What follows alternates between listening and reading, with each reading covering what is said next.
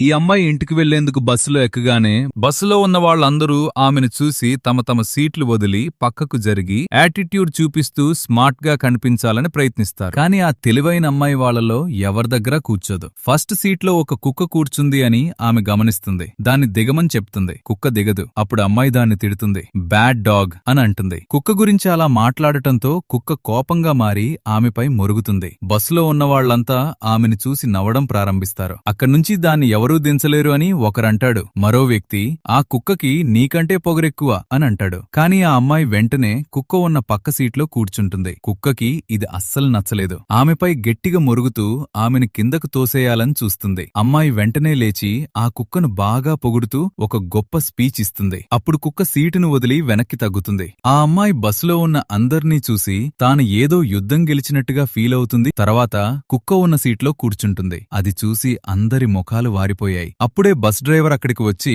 ఆ military dog పక్కన అమ్మాయి ధైర్యంగా కూర్చోవడం చూసి ఆశ్చర్యపోతాడు.